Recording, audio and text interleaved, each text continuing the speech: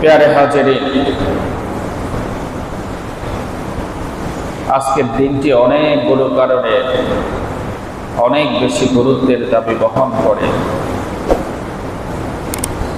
একদিকে জিলহজ মাসের প্রথম দশকের শেষ জুমা, অন্যদিকে আজকে হচ্ছে জিলহজ মাসের 9 তারিখ, যেটি আরাফার দিন।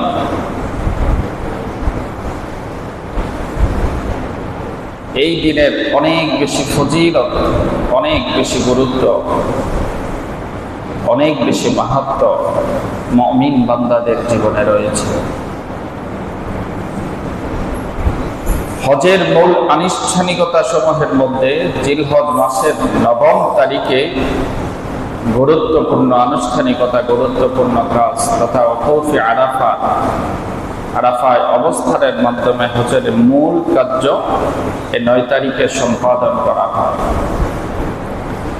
এজন্য এই দিনটি শুধু দুনিয়াবাসীর জন্য নয়, আল্লাহ তাআলার নিকটে এই দিনের শ্রেষ্ঠত্ব অনেক বেশি। যেমন সহিহ মুসলিম, সুনান ইবনে মাজাহ, মুস্তাদরাক বিল হাকিম, এই 3টি সুপ্রসিদ্ধ কিতাব সহ হাদিসের অনেকগুলো কিতাবের মধ্যে এসেছে জিলহজের 9 তারিখ তথা আরাফার দিনের ফজিলতটা কেমন।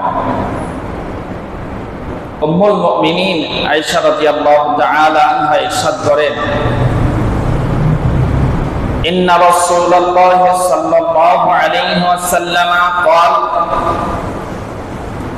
নিশ্চয় আল্লাহর নবী রাসূলুল্লাহ সাল্লাল্লাহু আলাইহি ওয়াসাল্লাম ইরশাদ করেন, মা মিন ইয়াউমিন আকসারা মিন আন ইউতিকা আল্লাহু ফীহি আবদান মিনান নার মিন ইয়াউমি আরাফা। সূর্য উদিত হয় এবং অস্ত যায় এমন দিন সমূহের মধ্যে সর্বশ্রেষ্ঠ দিন হচ্ছে যেদিনে আল্লাহ তাআলা তার অধিক সংখ্যক বান্দাকে জাহান্নামের আগুন থেকে চিরস্থায়ীভাবে মুক্তি দান করেন। সূর্য উদিত হয়, অস্ত যায় এমন দিন সমূহের মাঝে শ্রেষ্ঠ দিন যেই দিনে আল্লাহ তাআলা তার অধিক সংখ্যক সর্বাধিক বান্দাকে জাহান্নামের আগুন থেকে চিরস্থায়ীভাবে খালাস দেন, মুক্তি দান করেন, সেই দিনের মধ্যে শ্রেষ্ঠ দিন হচ্ছে আরাফার দিন। বলি সুবহানাল্লাহ। শুধু তাই নয়, সুম্মা ইউবাহি বিহিমুল মালায়েকা, আল্লাহ তাআলা তার রহমতের ফেরেশতাদেরকে ডেকে এই আরাফার দিনে, আরাফার ময়দানে আল্লাহর সন্তুষ্টির জন্য সমগ্র মুসলিম উম্মাহ যারা বাইতুল্লাহতে একত্রিত হয় কিংবা পৃথিবীর বিভিন্ন প্রান্তে যারা আরাফার দিনের ফজিলত অন্বেষণ করার জন্য রোজা রাখে, নেক আমল করে, কান্নাকাটি করে, আল্লাহ তাআলা ওই সমস্ত বান্দাদের জন্য, ওই সমস্ত বান্দাদেরকে নিয়ে আল্লাহ তাআলা তার রহমতের ফেরেশতাদের সাথে গর্ববোধ করেন, দেখো তোমরা যাদেরকে সৃষ্টি করার জন্য নিষেধ করেছ, যাদেরকে সৃষ্টি করার ব্যাপারে তোমরা আপত্তি করেছ, আজকে আমার রহমতের জন্য, করুণা লাভের জন্য আমার সেই সমস্ত বান্দারা কিভাবে কান্নাকাটি করে, নামাজ পড়ে, দুহাত ধরে আমার কাছে সাহায্য প্রার্থনা করে, ক্ষমা চায়। এই বলে আল্লাহ তাআলা তার রহমতের ফেরেশতাদের সাথে দুনিয়ার ইমানদার বান্দাদের নেক আমলগুলো উল্লেখ করে করে তাদের সাথে গর্ববোধ করে ইমানদার মুমিন বান্দাদেরকে নিয়ে বলে সুবহানাল্লাহ। এরপর আল্লাহ তাআলা ফেরেশতাদেরকে লক্ষ্য করে বলেন, ওয়ায়াকুলু মা আরাদা হাউলা, ওই আরাফার ময়দানে আমার মুমিন বান্দারা গোড়াগড়ি করে, কান্নাকাটি করে, আজকে কি আমার কাছে চাই। পৃথিবীর দিক দিগন্তে যাদেরকে সামর্থ্য না থাকার কারণে বাইতুল্লাহ পর্যন্ত পৌঁছতে পারে নাই, কিন্তু রোজা রেখে কান্নাকাটি করে বিভিন্ন নেক আমলের মাধ্যমে যারা আরাফার দিনের ফজিলত অন্বেষণ করতে যায়, আমার নৈকট্য লাভের জন্য চেষ্টা করে, কে কি চায় তাদের তথ্য আমাকে দাও, আজকে আমি তাদের সব কিছু পরিপূর্ণ করে দিব বলে সুবহানাল্লাহ। জিলহজ মাসের 9 তারিখ তথা আরাফার দিনের ফজিলত আল্লাহর কাছে এত বেশি যে এই দিনের চেয়েও আল্লাহ তাআলা জাহান্নামের আগুন থেকে চিরস্থায়ী জাহান্নামীদেরকে যত বেশি এই দিনে মুক্তি দান করেন, অন্য কোন দিনে সেটা আল্লাহ তাআলা করেন না। এজন্য আমরা যেমন জাহান্নামের আগুন থেকে পানা চাইব আল্লাহর কাছে, পাশাপাশি আমাদের কবরস্থ আত্মীয় স্বজনদের জন্য বেশি বেশি কান্নাকাটি করে আল্লাহর কাছে ক্ষমা চাওয়া তাদের মুক্তি লাভের জন্য, এটাও এই দিনের একটা শ্রেষ্ঠ আমল। সম্মানিত হাজিরিন, আমি যে বিষয়ে আলোচনা করার ইচ্ছা পোষণ করেছি সেটা হচ্ছে হজের গুরুত্ব এবং ফজিলত। একজন মুমিন মুসলমানের জীবনে হজের গুরুত্ব কত বেশি, এর ফজিলত কত বেশি, এটি জানা আমাদের অত্যন্ত জরুরি। এবং সামর্থ্যবান লোকদের কাল বিলম্ব না করে বাইতুল্লাহ হজ করা, এটাও অত্যন্ত জরুরি একটি বিষয়। সর্বপ্রথম হচ্ছে আমি এই বিষয়ে ধারাবাহিকভাবে কিছু হাদিস পাঠ করার চেষ্টা করব। কোন ইমানদার মুমিন বান্দা যদি আল্লাহর আতিথেয়তায় ধন্য হতে চান, অর্থাৎ আল্লাহ হবে মেজবান, মুমিন বান্দা হবে মেহমান, তাহলে তার জন্য সুযোগ হচ্ছে হজ্জে বাইতুল্লাহ, আল্লাহর ঘর হজ করা।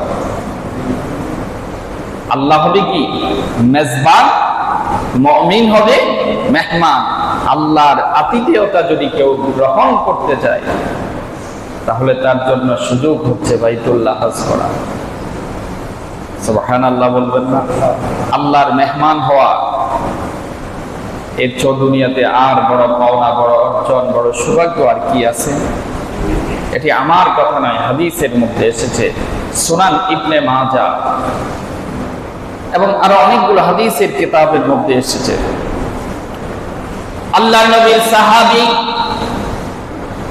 হযরত আবু হুরায়রা রাদিয়াল্লাহু তাআলা আনহু ইরশাদ করেন,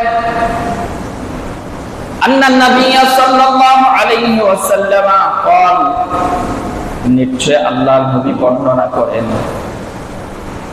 আল হুজ্জাজ ওয়াল উম্মার ওয়াফদুল্লাহ, হজ এবং উমরা পালনকারী তারা হচ্ছে আল্লাহর মেহমান।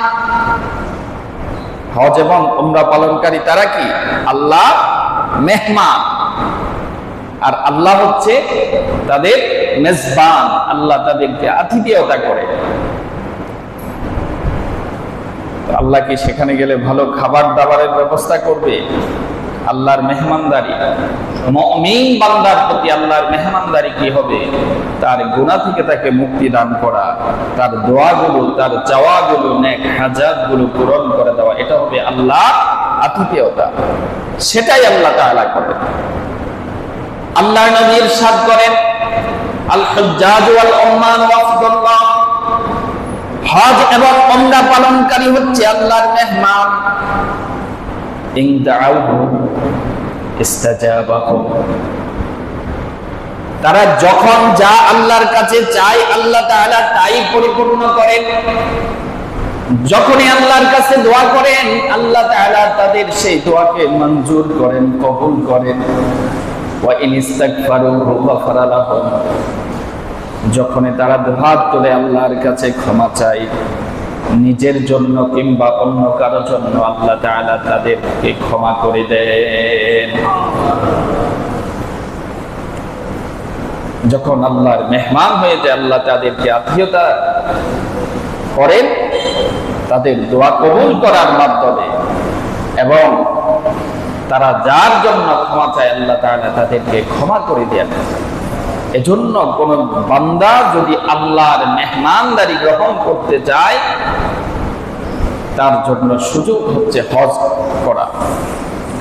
এজন্য সামর্থ্যবান কোন ব্যক্তি শারীরিক এবং আর্থিক সক্ষমতা থাকতেও হজ করতে বিলম্ব করতে পারে না। হজের দ্বিতীয় ফজিলত হচ্ছে হাদিসখানা বুখারী এবং মুসলিমের মধ্যে এসেছে। হযরত আবু হুরায়রা রাদিয়াল্লাহু তাআলা আনহু ইরশাদ করেন, মান হাজ্জা লিল্লাহ, আল্লাহ রাসূল বলেন, যে ব্যক্তি আল্লাহর সন্তুষ্টির উদ্দেশ্যে, আল্লাহকে পাওয়ার জন্য, আল্লাহকে রাজি খুশি করার জন্য বাইতুল্লাহ হজ করে, ফালাম ইয়ারফুস ওয়ালাম ইয়াফসুক, হজরত অবস্থায় হজের সফরে সকল অশ্লীল কথাবার্তা থেকে জবানকে হেফাজত করে, মিথ্যা গীবত থেকে জবানকে হেফাজত করে, কবিরা গুনাহ থেকে বেঁচে থাকার চেষ্টা করে, মান হাজ্জা লিল্লাহ ফালাম ইয়ারফুস ওয়ালাম ইয়াফসুক, আল্লাহর সন্তুষ্টির উদ্দেশ্যে হজ আদায় করে আর জবানকে হেফাজত করে, গুনাহ থেকে বেঁচে থাকে। আল্লাহর নবী বলেন, রাজাআ কায়াউমিন ওয়ালাদাতহু উম্মুহ, ওই ব্যক্তি যখন হজের সফর থেকে ফিরে আসবে, সেই ওই অবস্থায় ফিরে আসবে তার মা তাকে জন্মদান করার সময় যেভাবে নিষ্পাপ নিষ্কলুষ গুনাহমুক্ত অবস্থায় জন্মদান করেছে, প্রসব করেছে, হজ থেকে ওই ব্যক্তিটা নিষ্পাপ অবস্থায় তার বাড়িতে ফিরে আসবে। সুবহানাল্লাহ, যে তার মা দুনিয়াতে তাকে যেভাবে প্রসব করেছে, যে ব্যক্তি হজের সফরে আল্লাহর সন্তুষ্টির উদ্দেশ্যে হজ আদায় করবে আর অশ্লীল কথাবার্তা গুনাহ থেকে বেঁচে থাকবে, ওই লোকটা তার মায়ের গর্ভ থেকে দুনিয়াতে যেভাবে এসেছে, হজ থেকে সে বাড়িতে সেভাবে ফিরে আসবে। বলি সুবহানাল্লাহ।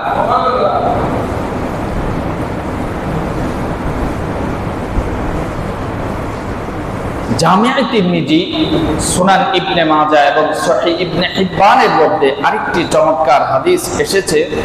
হযরত আব্দুল্লাহ ইবনে মাসউদ রাদিয়াল্লাহু তাআলা আনহু ইরশাদ করেন যে গুনাহ এবং দারিদ্রতা, এই দুইটা জিনিসকে জ্বালিয়ে পুড়িয়ে ছারখার করে দেওয়া, মিটিয়ে দেওয়ার একমাত্র সর্বশ্রেষ্ঠ মাধ্যম হচ্ছে হজ এবং উমরা। হজ এবং উমরা এটা কি করে? মানুষের গুনাহ এবং দারিদ্রতাকে মিটিয়ে দেয়। হযরত আব্দুল্লাহ ইবনে মাসউদ রাদিয়াল্লাহু তাআলা ইরশাদ করেন, নূর নবী মুহাম্মদুর রাসূলুল্লাহ সাল্লাল্লাহু আলাইহি ওয়াসাল্লাম বলেন, তাবিউ বাইনাল হজ্জ ওয়াল উমরা, তোমরা হজ এবং উমরা একসাথে পরপর আদায় করো।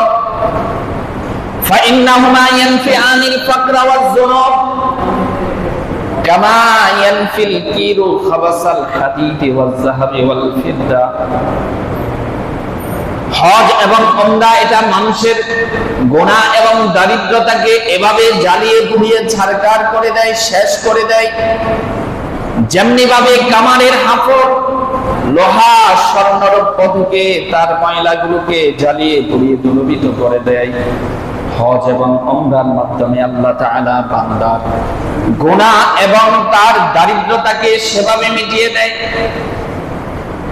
ওয়ালাইসা লিল হজ্জাতিল মাবরুর সাওয়াবুন ইল্লাল জান্নাহ, আর হজ্জে মাবরুরের একমাত্র প্রতিদান হচ্ছে, একমাত্র বিনিময় হচ্ছে জান্নাত।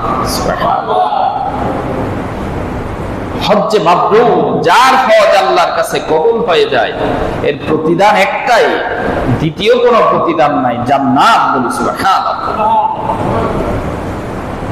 দ্বিতীয় হচ্ছে আরেক হজের এরপর আরেকটি ফজিলত হচ্ছে, বৃদ্ধ, শিশু, দুর্বল নারীদের জন্য, যারা জিহাদের ডাক আসলো, জিহাদ করতে অক্ষম, তাদের জন্য জিহাদের বিনিময় হচ্ছে হজ এবং উমরা।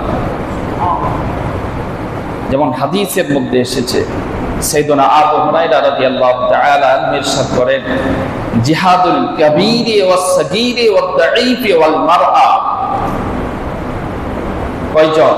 জিহাদুল কাবীর, বয়স্ক নারী পুরুষ, ওয়াস সাগীর, শিশু, ওয়াদ দাঈফ, দুর্বল, যারা জিহাদ করতে সক্ষম নয়, জিহাদের ডাক আসলো, ওয়াল মারআ এবং নারী, এই 4 শ্রেণীর ব্যক্তি যারা জিহাদের ডাক আসলো, জিহাদ করতে অক্ষম, তাদের জিহাদের বিনিময় হচ্ছে হজ, আল হজ্জ ওয়াল উমরা।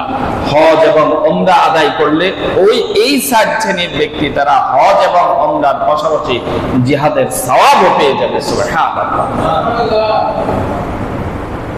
এজন্য সামর্থ্যবান সক্ষম ব্যক্তি হজ ফরজ হওয়ার পর বিলম্ব করার আর সুযোগ নাই।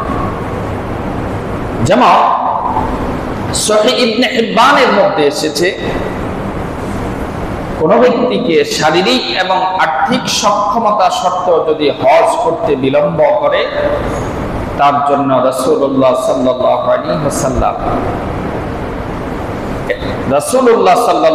ওয়াসাল্লাম না, এটা হাদিসে কুদসি, আল্লাহ তাআলা তাকে বর্ষনা করেছেন, তিরস্কার করেছেন। হাদিসে কুদসি, এটা সহিহ ইবনে হিব্বানের মধ্যে এসেছে।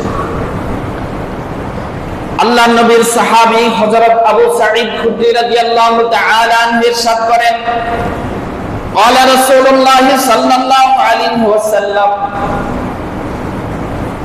আল্লাহ রাসূল নবী মুহাম্মদুর রাসূলুল্লাহ সাল্লাল্লাহু আলাইহি ওয়াসাল্লাম ইরশাদ করেন, قال الله يقول عز وجل, আল্লাহ তাআলা ঘোষণা করেন, ইন্না আবদান সাহহাতু লাহু জিসমা ওয়া ওয়াসসাতু আলাইহি ফিল মাঈশা, আমি আমার যে বান্দাকে শারীরিকভাবে সুস্থতা দান করেছি, শারীরিক সক্ষমতা দান করেছি, ওয়া ওয়াসসাতু আলাইহি ফিল মাঈশা, এবং তার রিজিকের মধ্যে, তার অর্থ সম্পদের মধ্যে প্রশস্ততা দান করেছি।